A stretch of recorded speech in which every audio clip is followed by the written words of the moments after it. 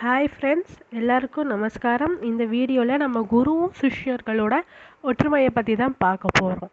So நமக்கு தெரிஞ்சு அந்த காலத்துலேருந்து பார்த்தீங்கன்னா 18th செஞ்சுரியிலேருந்து குரு சிஷ்யர்கள் அப்படின்னு சொல்லிட்டு நிறைய பேர் இருக்காங்க. அதில் டாப் மோஸ்ட் வரிசைகளில் யாரெல்லாம் இருக்காங்க பார்த்தீங்கன்னா ஆதி சங்கராச்சாரியா. அவர் வந்து 8th செஞ்சுரியில் வந்துட்டு இருந்தார். அடுத்தது யாருன்னு பார்த்தீங்கன்னா நம்ம ராமகிருஷ்ண பரமஹம்சா, சுவாமி விவேகானந்தா, குரு துரோணாச்சாரியா ஏகலைவா, குரு துரோணாச்சாரியாவும் அர்ஜுனனும். ஸோ அந்த வரிசையில் நம்ம அடுத்து இந்த கலியுகத்தில் இன்னுமே இந்த மாதிரி குரு சிஷ்யர்களோட ஒற்றுமை இருக்கா அப்படின்னு கேட்டிங்கன்னா ஆமாங்க, கண்டிப்பாக இருக்குது. ஸோ இன்னுமே வந்து பார்த்தீங்க அப்படின்னாக்கா இந்த குரு சிஷ்யர்கள் ஒற்றுமை வந்து ரொம்ப முக்கியங்க. அவங்க வந்து நம்ம குருக்கெல்லாம் வந்து சமர்ப்பணமாக சொல்லக்கூடிய ஒரு ஸ்லோகம் தான் குரு பிரம்மா குரு விஷ்ணு குரு தேவோ மகேஸ்வரக குரு சாக்ஷாத் பரபிரம்ம தஸ்மை ஸ்ரீ குருவே நமக.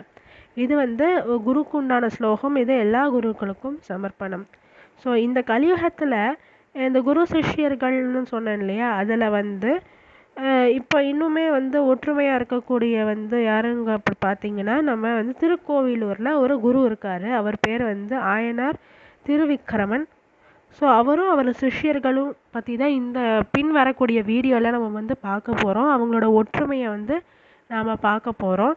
ஸோ அவங்களோட சேவையும் பெருமாளுக்கு செய்யக்கூடிய அந்த விஷயங்கள் எல்லாமே எப்போவுமே கண்டினியூ ஆகிட்டே இருக்கணும் அப்படின்னு சொல்லிட்டு நான் வந்து அந்த பெருமாளை வந்து பிரார்த்திக்கிறேன்.